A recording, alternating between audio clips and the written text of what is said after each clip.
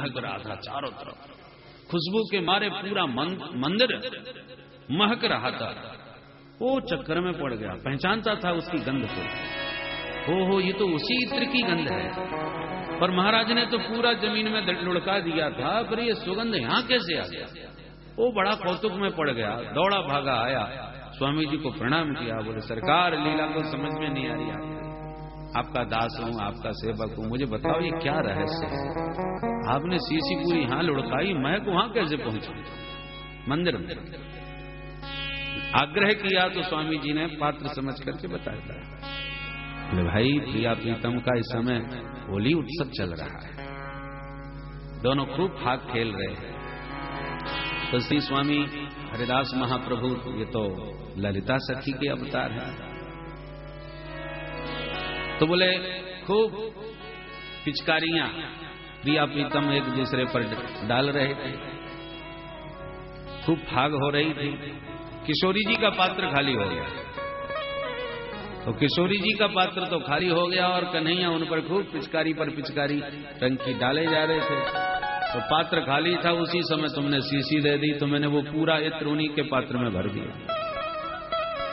जैसे वो इत्र की सीसी उनके पात्र में डाली, किशोरी जी ने वही इत्र पूरा भर करके बिहारी जी पे छोड़ दिया। बिहारी जी उस इत्र के प्रभाव से एकदम चारों तरफ महक उठे, इसलिए वो तुम्हारा इत्र बिहारी जी के संपूर्ण श्रीअंग में लग गया। बोल बांके बिहारी लाल की जय। गदगद हो गया, चरणों में गिर गया, हे भगवान, मैं तो क्या सोच रहा था, ये क्या होगा बताइए। तो प्राकृत प्राणी उस अलौकिक स्थिति को समझ भी नहीं सकता, देखने में तो ये लगा कि मिट्टी में मिला दिया। तो महापुरुष कब कहां किस स्थिति में विराजमान है, ये हम प्राकृत प्राणी जल्दी से समझ नहीं पाते।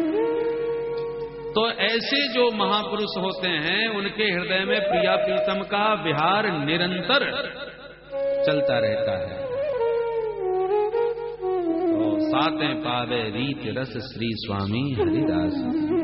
तो प्रिया प्रीतम के महारास में इस प्रकार से सप्त सोपान पार करके ही प्रवेश प्राप्त होता है।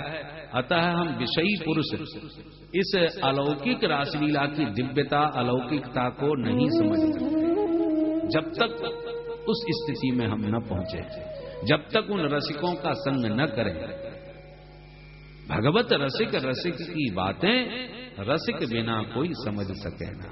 प्रिया प्रीतम के रस को, उस अलौकिकता को हम क्या समझ सकते हैं? तब मुख चंद्र चकोरे मेरे नैना। प्रिया प्रीतम एक दूसरे को निरंतर निहार रहे हैं, अपलक बिना पलकों को झपकाएं अपलक निहार रहे हैं। अहरनिश मिले हुए हैं, एक पल को भी कभी वियोग नहीं होता, पर प्रतिक्षण मिलन में प्रतिक्षण वर्धमानम, प्रीत उत्तरोत्तर इतनी बढ़ती जा रही है कि हर क्षण ऐसा लगता है जैसे पहली बार मिल रहे हैं। तब मुख चंद्र चकोरे मेरे नयना, परस्पर दो चकोर दो चंदा। किशोरी जी के मुख कमल को गोविंद चकोर बन करके निरंतर निहार रहे हैं, और किशोरी जी भी चकोर बन करके, चकोरी बन करके सदा गोविंद के मुख चंद्र का दर्शन कर रही है। तो परस्पर दो चकोर दो चंदा, दोनों एक दूसरे के चकोर भी हैं और दोनों एक दूसरे के चंद्रमा भी हैं। तब मुख चंद्र चकोरे मेरे नयना, अरब रात निस दिन मिलवे को। हर क्षण आतुर रहते हैं एक दूसरे से मिलने को। अरब रात निस दिन मिलवे को, मिले ही रहत मानो कबहू मिले ना। 24 घंटे मिले हुए हैं, नित्य संयोग है, फिर भी मिलन में प्रतिक्षण इतना अनुराग है कि ऐसा ही लगता है कि कबहू मिले ना। आज से पहले कभी मिले ही नहीं, पहली बार मिल रहे हैं। इसलिए भगवत रसिक रसिक की बातें रसिक बिना कोई समझ सके ना। तब मुख चंद्र चकोरे मेरे नैना। ऐसी अलौकिकता इस महाराज की है, इसलिए महाराज की उस दिव्यता को समझे बिना न तो रासलीला का वर्णन करना चाहिए, न ही सुनने का कोई अधिकारी होता है, जब तक उसकी दिव्यता को ठीक से न समझ लिया जाए। भगवान ने रास विहार करने से पहले इंद्र का मान मर्दन किया, वरुण का मान मर्दन किया, ब्रह्मा जी का मान मर्दन किया, काली मर्दन किया, गोवर्धन धारण किया, उसके बाद रासलीला करी। क्यों? क्योंकि डायरेक्ट भगवान यदि सीधा सीधे रासलीला करते तो सब नचकैया कहते, नाचने वाला, ढुमका लगाने वाला, ग्वालिनियों के गुलचा खाने वाला। परंतु ना, पहले भगवान ने बता दिया कि देखो हम रास तो रचाते हैं, पर रास रचाने से पहले हमारे स्वरूप को भी समझ लो। चतुरानंद भी चक्कर खा करके हमारे चरणों में गिरते हैं, देवताओं के राजा इंद्र भी हमारी महिमा को गाते हैं, कामदेव भी अपना मुंह लटका के हमारे चरणों में आ जाते हैं। कौन बचा है जो गोविंद के चरणों का आश्रय नहीं लिया और इतनी दिव्यता महिमा को दिखाने के बाद फिर महारास रचाते हैं, ताकि भगवान की रास की दिव्यता हमारी समझ में आए कि रास रचाने वाले कोई सामान्य नहीं है।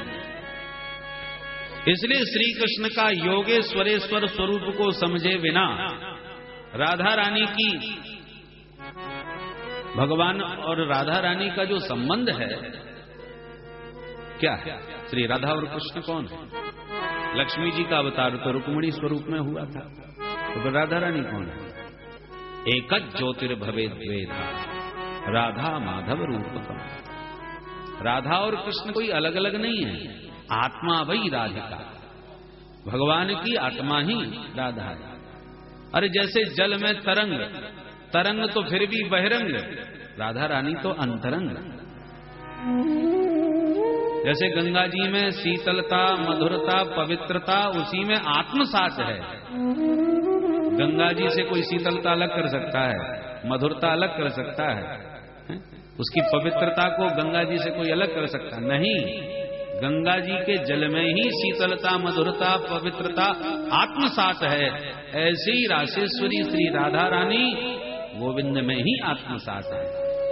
परंतु कहने में तो दो ही कहा जाता है। देखो गंगा जी की पवित्रता, देखो गंगा जी की शीतलता, तो क्या शीतलता और गंगा जल अलग अलग है ना? एक ही है, उन्हीं में है। कई शब्द ऐसे हैं जो कहने में दो लगते हैं। देखो पानी में लहरें, पानी की तरंगें, तो पानी और तरंगें कोई अलग अलग चीज है क्या? देखो सूर्य की किरणें, देखो चंद्रमा की चांदनी, देखो इन शब्दों के अर्थ।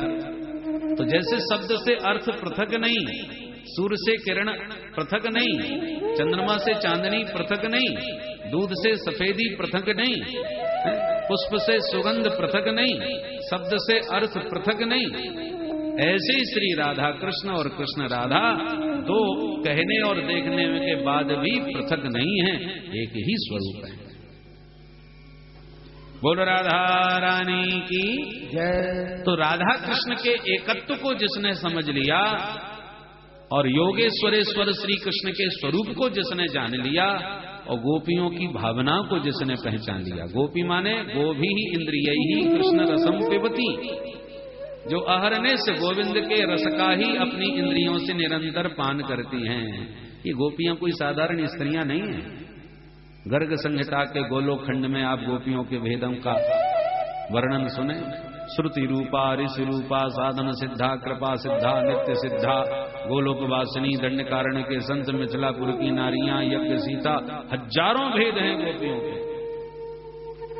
तो जिन जिन रसिकों ने उस भगवत रस का रसास्वादन करना चाहा, उन समस्त रसिकों को भगवान ने वृंदावन में बुलाया। आओ आओ वृंदावन में आओ, फिर तुम्हें प्रेम से रसपान कराता हूं। तो ये समस्त रसिक, समस्त श्रुतियां ब्रज की गोपियां बन करके आईं और आज भगवान ने उनका मनोरथ सिद्ध करने के लिए रासलीला की भूमिका बनाते हुए योग माया का आश्रय लेकर के शरद पूर्णिमा की चांदनी को निहार करके मधुर बंसी बजाई। शरद में ही बंसी क्यों बजाई? शरद में ही रास क्यों रचाया? क्योंकि कामदेव से युद्ध है। और वीरता कब है? देखो अपने घर में किसी को मारना वीरता नहीं, अपने मोहल्ले में किसी को मारना वीरता नहीं। वीरता वो है कि दुश्मन के घर में घुस करके उसको मारा जाए, उसके क्षेत्र में उसको मारा जाए, तो तुम्हारी वीरता है, सूरता है। भगवान शौरी हैं, सूरवीर हैं, इसलिए कामदेव को युद्ध करते समय पूरी चुनौती दे रहे। और शरद में काम बड़ा प्रबल होता है। नाम है शरद। शरद का मतलब शरम ददाती इति शरदः। शर माने बाण। कामदेव अपने सरों का संधान करता है। तो भगवान बोले तुम अपनी पूरी शक्ति के साथ हम पर प्रहार करना, नहीं ये मत कहना हमको मौका नहीं मिला, हमारा माहौल ठीक नहीं था। कई बहानेबाजी बाद में हो सकते हैं, इसलिए तुमने हमको पराजित किया ना। काम की प्रबलता शरद में है और काम की सबसे बड़ी शक्ति योषित है, युवतियां हैं। तो भगवान ने वो सारा माहौल कामदेव को दिया है। देखिए इस लीला में बंसी बजा करके समस्त ब्रजबामाओं को बुला लिया। अकेले श्री कृष्ण और अनंत ब्रज सुंदरियां कन्हैया की बंसी पर आकर्षित होकर के चली आई। ऐसी बंसी बजाई कि बंसी की तान जिस गोपी के कान पड़ी वही समस्त भान भुला करके दौड़ पड़ी। देह गेह का ज्ञान तक नहीं रह गया ब्रजबामाओं को। सुनी और दौड़ी। बाज रही मुरली मोहन की, बाज रही मुरली मोहन की, बाज रही मुरली मोहन, बाज रही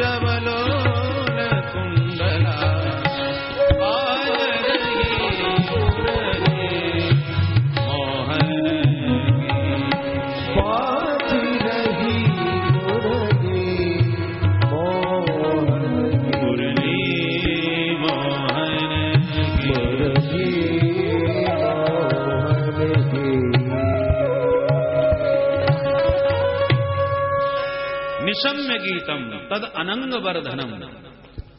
जैसी गीत को सुना गोपियों ने सबके भीतर प्रेम की सुनामी उठी। प्रेम के प्रवाह में प्रवाहित होकर के सब दौड़ पड़ी। कहां दौड़ी? सयत्र कांत, जहां उनके कांत नितांत एकांत में शांत खड़े खड़े मधुर मुरली बजा रहे थे, ऐसे अपने प्रियतम के पास भागी दौड़ी ब्रजांगनाएं बंसी के स्वर के साथ खींची चली। कृष्ण गृहीत मानसा, समस्त ब्रजबामाओं का मन खींच लिया मधुर संगीत से, बंसी के स्वरों से। एक गैया दो रही थी तो दोहनी पटक के भगी, एक भोजन बना रही थी तो कढ़ाई चूल्हे पर ही चढ़ाई छोड़ कर भगी, एक पतिदेव को पकौड़ी परोस रही थी तो पकौड़ी लेके भगी, परोसना ही भूल गई। एक बच्चे को दूध पिला रही थी तो बच्चे को छोड़ के भगी। एक गोपी थोड़ा मेकअप कर रही थी, क्रीम पाउडर लगा रही थी, तो जहां कपोलों पर क्रीम लगाई कि बंसी कान में पड़ी और तो क्रीम वहीं पर कपोलों पर लगी छोड़ी। एक काजल लगा रही थी तो एक आंख में काजल लगा के चल पड़ी। ये सब सुखदेव जी ने वर्णन किया। दोहम दो भयुक्काशित दोहम हित्वा समुत्सुका पयोधिष्ठित्य संयाव मनुद्वास्या पराय लिम्बन्त्य प्रमजन्त्योन्या अंजन्त्य काश्यलोचने व्यस्तस्त्र वस्त्राभरणा काश्चित कृष्णान्तिकं ययो। ये वर्णन क्यों किया? बताना चाहते हैं पांच भूले देह सुधी छठे भावना राशि। देह सुध जब तक नहीं छूटेगी तब तक रास में प्रवेश नहीं होगा। देहाध्यास की निवृत्ति के बाद ही तो प्रवेश मिलता है। इसलिए गोपियों में किसी को भी अपने शरीर की सुध बुध नहीं है, अन्यथा कोई भी नायिका अपने नायक से अपूर्ण श्रृंगार में नहीं जाती बल्कि परिपूर्ण श्रृंगार करके जाती है। पर गोपियों में किसी का भी पूर्ण श्रृंगार नहीं है, सबका अपूर्ण है। किसी की एक आंख में काजल, किसी के यहाँ कपोल में क्रीम लगी है, किसी के कपड़े ही उल्टे सीधे। व्यस्तस्त्र वस्त्राभरणा, ये गोपियों की देहाध्यास की निवृत्ति का वर्णन है कि देखो कितनी ऊंची स्थिति। एक जब बंठन के चल पड़ी तो उसके पति ने उसे देख लिया, पकड़ के कमरे में बंद कर दिया। कहां भागती फिर रही? कुंदी मार करके तो पतिदेव चले गए। अब वो बेचारी कमरे में कैद छटपटाई। अब क्या करूं? आज शरद पूर्णिमा है, आज के दिन ही सब जाएंगे मिलने के लिए, आज का ही तो दिन निश्चित था। अब मेरा क्या होगा? बहुत तड़पी, छटपटाई, कुछ समझ में नहीं आया तो पद्मासन लगा के कमरे में बैठ गए और पद्मासन में आंख बंद करके गोविंद का ध्यान करने लगी।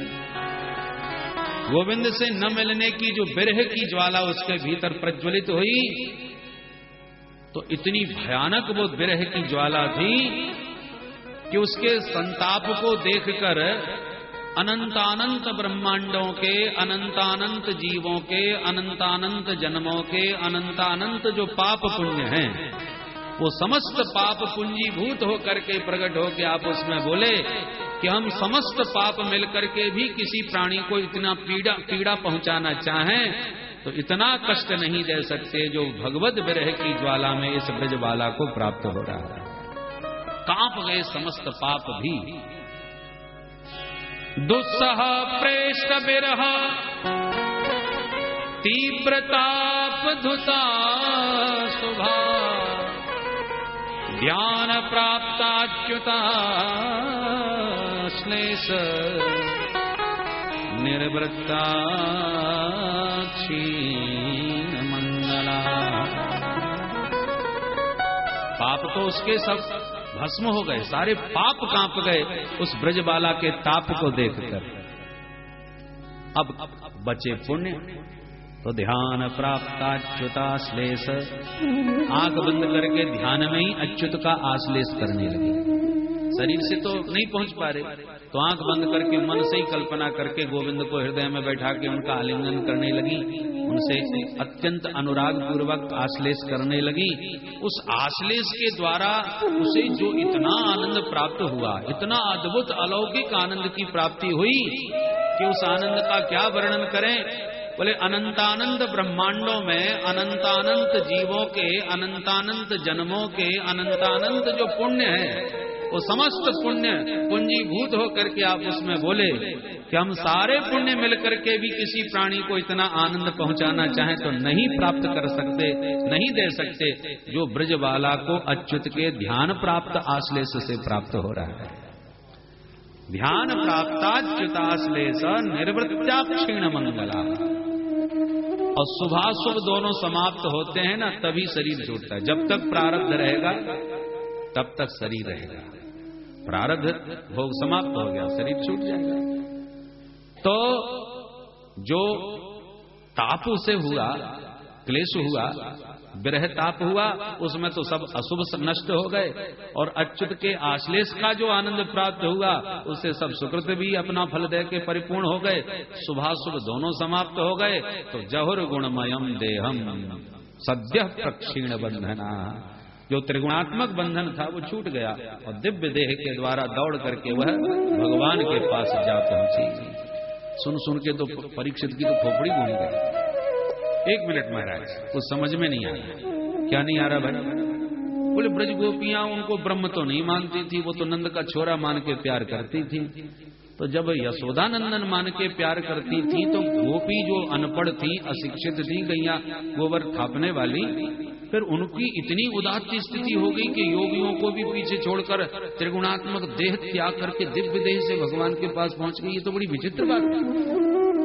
कृष्णम विदुः परम कांतम न तु ब्रह्मतया मुने गुण प्रवाहो परमस्तासाम गुण धियाम।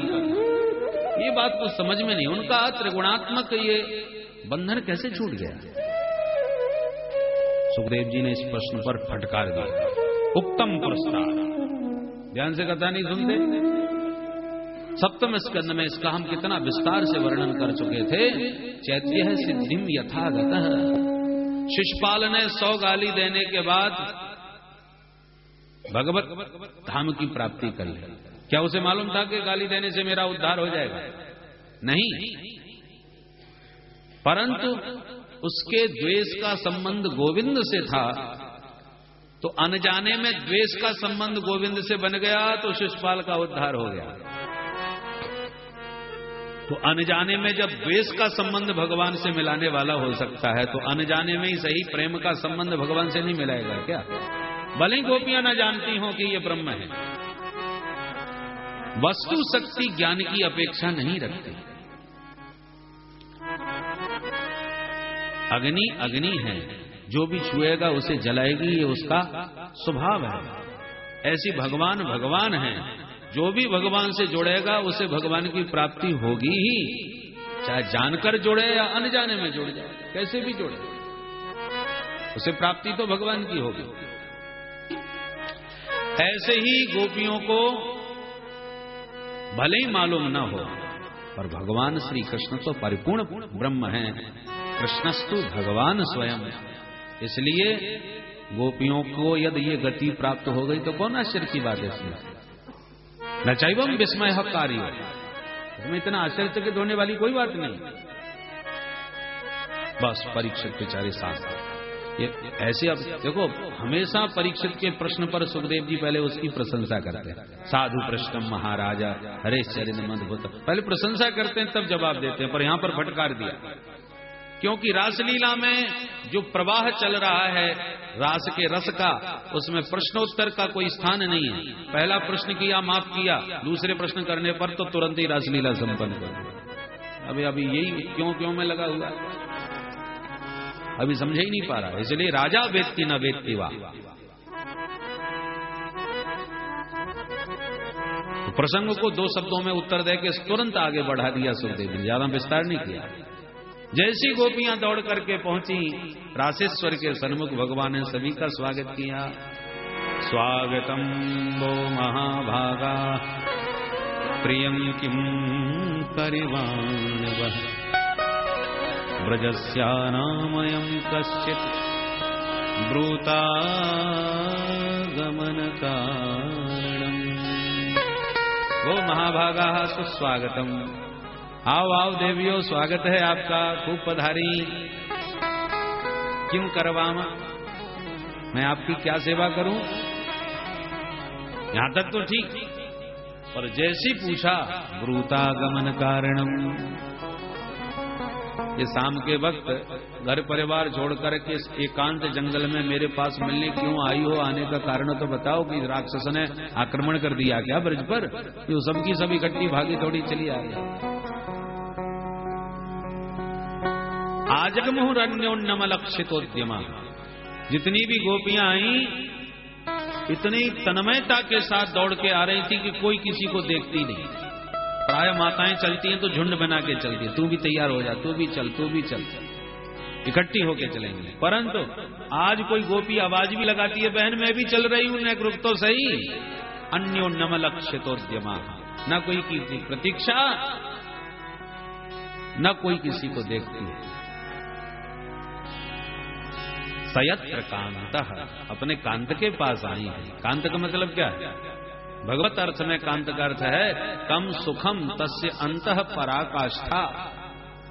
जो आनंद सिंधु सुख राशि है वो कांत है।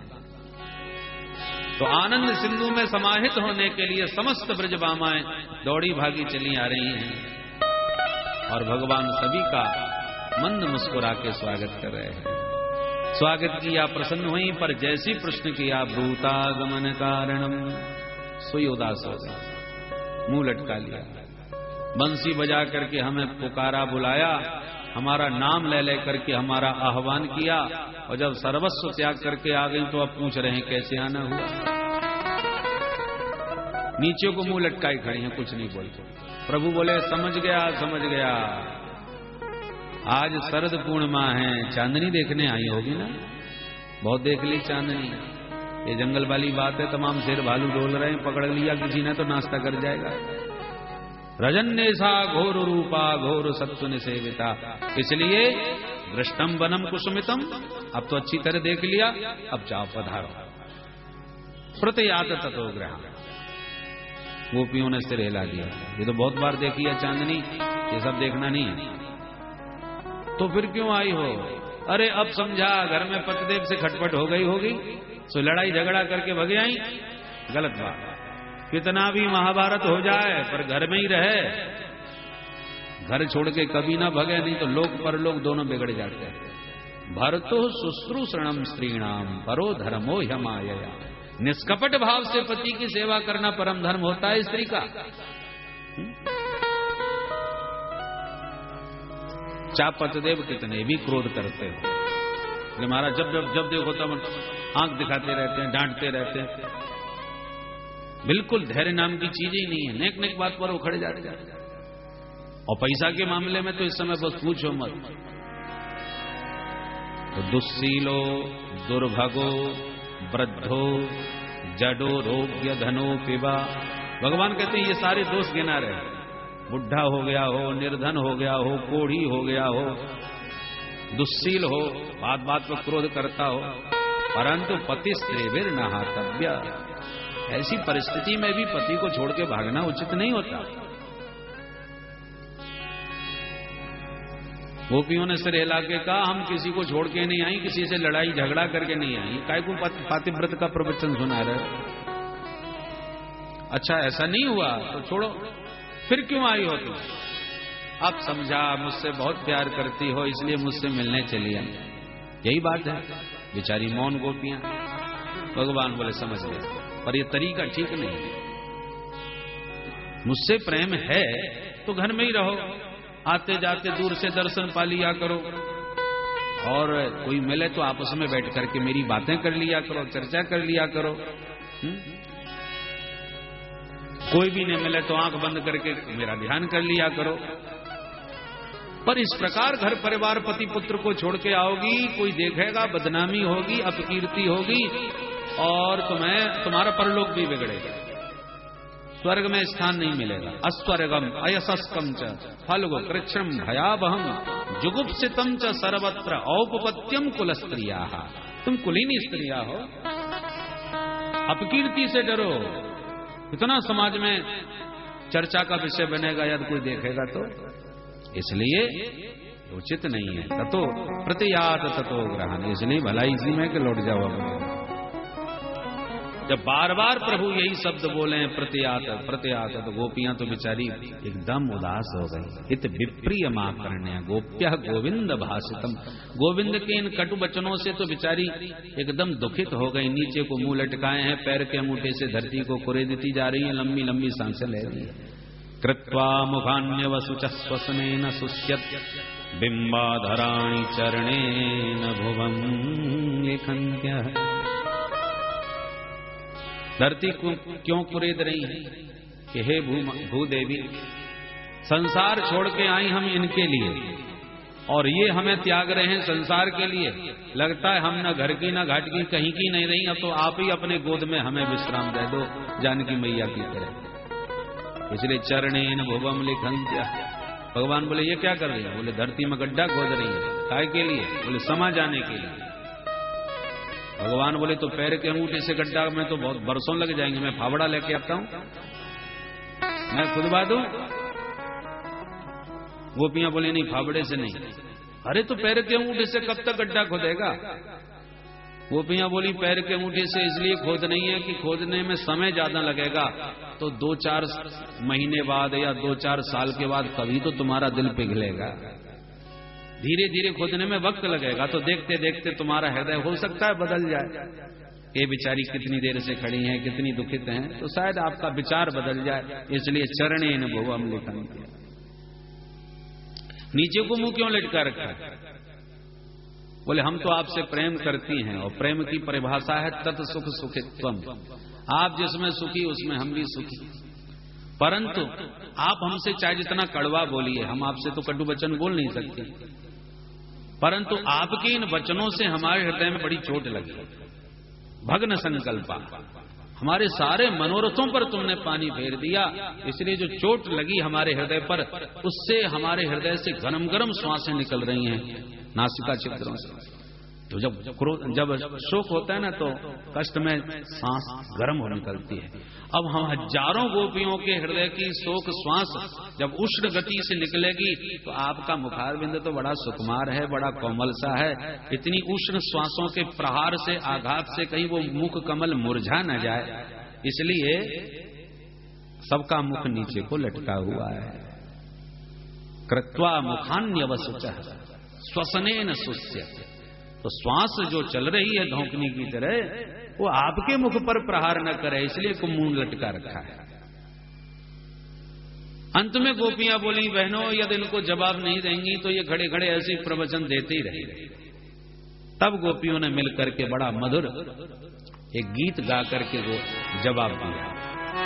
गोपियों के इस गीत को प्रणय गीत बोलते हैं। प्रणय गीत, प्रभु से प्रेम की याचना कर रही हैं ब्रज गोपियां। मैवं विभोर्हति भवान् गदितुं न संसम् संत्यज्य सर्व विषयांस्तव पादमूलम् भक्ता भजस्व दुर्वग्रहमा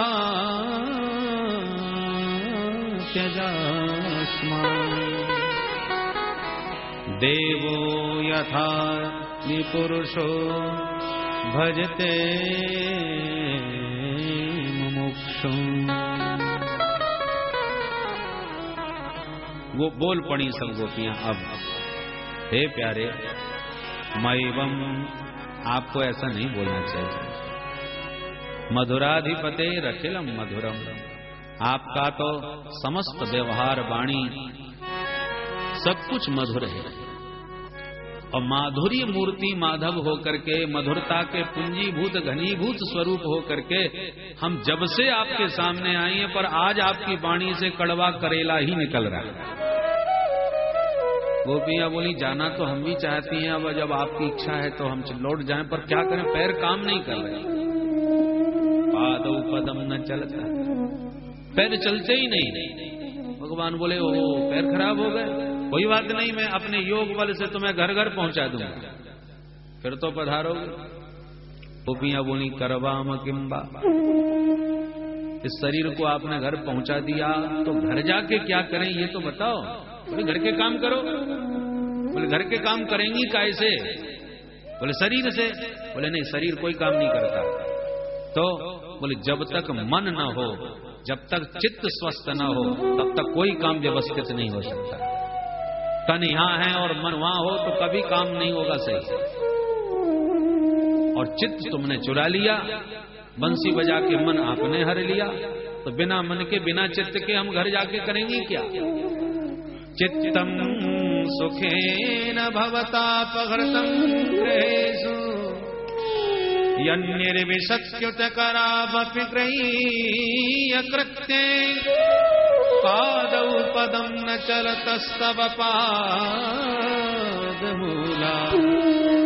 यामः कथम ब्रजमथो सर्वाम किंबा। चित्तम सुखेन भवता अपहृतम, बड़े प्यार से आपने हमारे चित्त को चुरा लिया। और दूसरे अर्थों में चित्तम सुखेन भवतापहृतम, एक अर्थ है भवता अपहृतम, आपने चुरा लिया। दूसरा भवतापहृतम, जिसका चित्त चोर चुरा ले उसका भवताप ही हर लेते हैं। तो हमारा जब चित्त चुरा लिया तो अब हमें ये संसार के ताप में क्यों डाल रहे हो? हमारा भवताप भी हर, ये संसार को भी हर, फिर संसार में बार बार धक्का क्यों लगा रहे हो? इसलिए पादौ पदम न चलता, पैर हमारे क्यों नहीं चल रहे मालूम? क्योंकि आपने चरण दिए थे सब प्राणियों को। पांव काय के लिए, पैर किसके लिए दिए? कि इन पैरों से चल के मेरे पास आओ। मेरे चरणों तक आने के लिए तुम्हें ये चरण दिए गए। अब चरणों में चलते चलते आपके चरण कमलों को पकड़ लिया। इन चरणों से, इन पैरों से चल के तो आपके पास आई है। तो जब आपके चरण कमलों को हमने इन चरणों से चल करके प्राप्त कर लिया, तो ये चरण अब विमुख हो करके आपके चरणों को छोड़ करके नहीं लौटेंगे। क्योंकि जब तक आपके चरणों की प्राप्ति नहीं होती तब तक इस चरणों को भटकना ही पड़ता है बाबा के।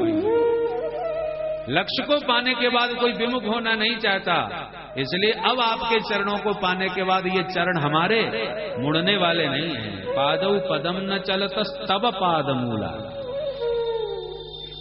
और आपने योग बल से जबरदस्ती भेज भी दिया तो करवाम किंबा, घर जाके क्या करेंगे? भगवान बोले राम राम तुम तो बहुत बहस करती हो। अच्छा ये बताओ क्या चाहते हो, क्यों आई हो मेरे पास? अब गोपियां बेचारी मौन, क्योंकि प्रेम कोई कहने की चीज नहीं होती।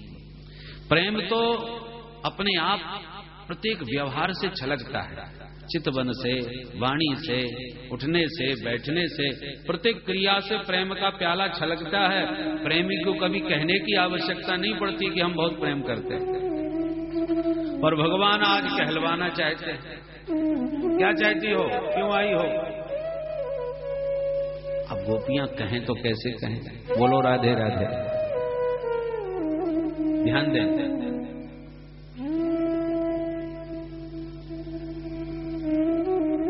श्रृंगार रस में एक नियम है। क्या? नायक अनुकूल है, अतिशय अनुकूल है तो नायिका को थोड़ा प्रतिकूल होना चाहिए, और नायिका अतिशय अनुकूल हो जाए तो नायक को थोड़ा प्रतिकूल बन जाना चाहिए, तभी रस की निष्पत्ति होती है। बोलो राधे राधे। तो अब से पूर्व तक गोपियां हमेशा प्रतिकूल चलती थी और गोविंद सदा उनके अनुकूल रहते थे। एक बार एक गोपी बन ठन के अद्भुत श्रृंगार करके गोविंद की गली से निकली, इस भावना को लेकर के मेरे रूप को देखकर गोविंद मुझे आज अवश्य छेड़ेंगे। और गोपियां हृदय से तो यही चाहती हैं कि वो हमको छेड़े, इसी में उनको सुख मिलता है। तो जैसी, और भगवान तो भक्तवांछा कल्पतरु हैं, गति मन की जान लेते हैं, अंतरात्म दृक् हैं। तो जैसी गोपी उस भाव के साथ निकली तो भगवान उसकी भावना समझ गए और रास्ते में चलती गोपी का पल्लू पकड़ लिए। कहां जा रही है? जैसे ही भगवान ने ये प्रश्न किया पल्लू पकड़ के, चुंडी पकड़ के, तो गोपी भीतर ही भीतर तो बड़ी खुश हो गई और ऊपर से आंख तरेने लगी और डांटती हुई कहती है, मुंचांचलम चंचल पश्य लोकम बालोसी नालोकयसे कलंकम गोपाल गोपालन पंडितोसी भावं न जानासि विलासनीना। मुंचांचलम, चंचल, पश्य लोकम, ए चंचल छोड़ मेरा अंचल, पश्य लोकम, इस लोक लाज का तुझे कुछ ख्याल है कि नहीं? बीच रास्ते में खड़े होकर के मेरा पल्लू पकड़ खड़ा है। बालोसी, बिल्कुल तू बच्चा है। ना लोक ऐसे कलंकम, तुझे लोक कलंक का तो कुछ ज्ञान है नहीं, तेरा क्या बिगड़ेगा? मेरी तो बदनामी हो जाएगी, इसलिए छोड़। जैसी आंख तरेर करके डांटने लगी ऊपरे मन से तो भगवान छोड़ करके चल दिए। और जैसे ही पल्लू छोड़ करके चले तो हंसने लगे और जाते होगे गोविंद से बोली, गोपाल गोपाल न पंडितों से, अरे गोपाल तुम गैया चराने में बड़ा होशियार है, भावम न जाना से, तू हमारी भावनाओं को नहीं समझता। नेक मैंने बोला और तूने छोड़ के भाग दिया, वाच्यार्थ को लिया पर भावार्थ भी तो समझा कर। बोलो राधे राधे, तू केवल गैया चराना जानता है। ऐसे करके उल्हाना सुनाने लगे तो बेचारे कन्हैया तो चले गए। तो भगवान को लगा हम हमेशा सीधी सीधी बात करते हैं और ये टेढ़ी मेढ़ी बात करती है।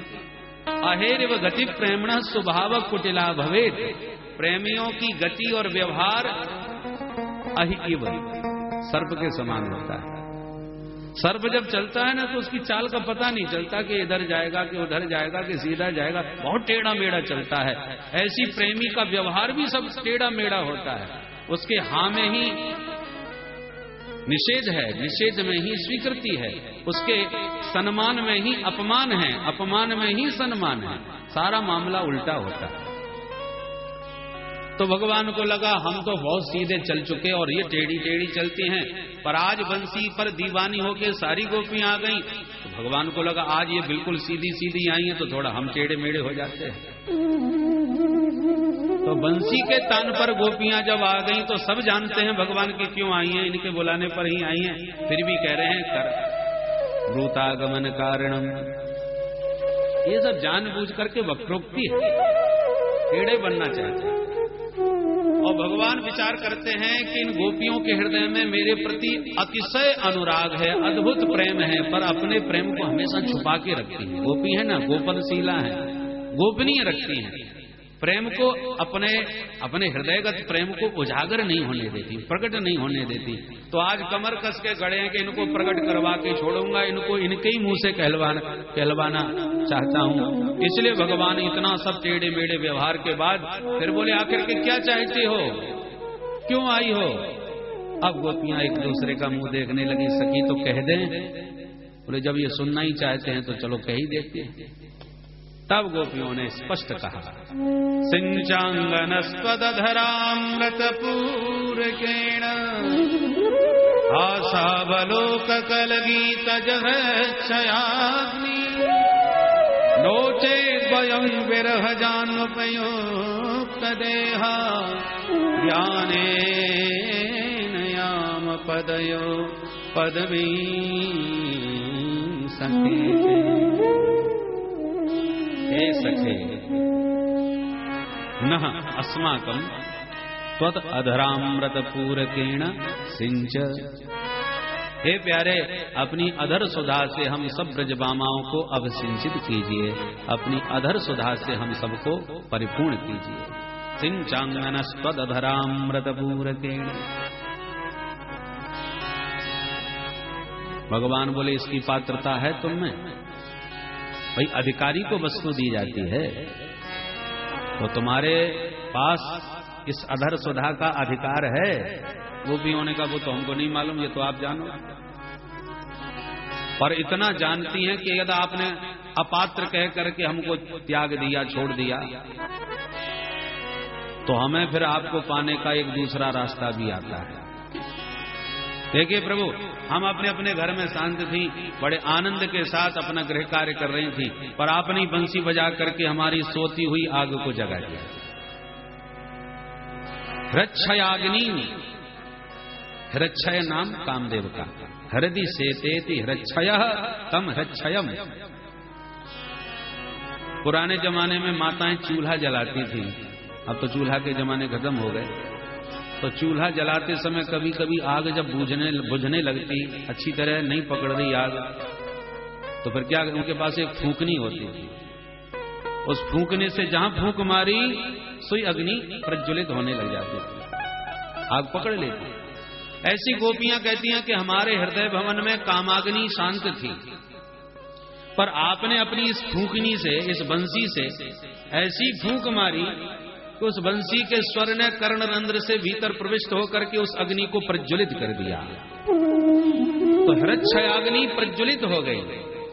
अब उस हृच्छयाग्नि को तत्काल आपने अधर सुधा से सिंचन करके शांत नहीं किया तो बहुत बड़ा अनर्थ हो जाएगा। दूसरे के घर में आग लगाने का आपको अपराध लगेगा। अग्निदो गरदश्चैव शस्त्र पाणे धरापा, ये आतताई के लक्षण होते हैं। इसलिए सिंचांगनस्त्वदधरामृतपूरकेण, आप तुरंत इस अग्नि का शमन कीजिए। हासावलोक कल गीतज हृच्छयाग्नि, हंस करके अवलोकन करके, हासावलोक कल क्लीम बीज अपनी बंसी में फूंक करके, अपनी चितवन से निहार करके, मंद मुस्कुरा करके आपने जो हृच्छयाग्नि प्रज्वलित कर दी है उसको तुरंत समन कीजिए। और देखो पानी से अग्नि शांत नहीं होती। अग्नि जब बहुत प्रज्वलित हो जाए ना तो एक गैस सिलेंडर जैसा होता है ना, जिससे स्प्रे करते ही तुरंत आग बुझ जाती है। विशेष पदार्थ होता है वो तुरंत अग्नि का शमन कर देता है। ऐसी प्रभु ये जो आग आपने हमारे भीतर लगाई है, ये पानी से शांत होने वाली नहीं है कि जमुना में नहा लें हम। सिंचांगनस्त्वदधरामृतपूरकेण, वो अग्नि आपकी अधर सुधा के सिंचन से ही समन होगी। इसलिए शीघ्रता कीजिए। भगवान बोले इतनी जल्दी क्या है? बोले आपने शीघ्रता नहीं करी तो बाहर से भी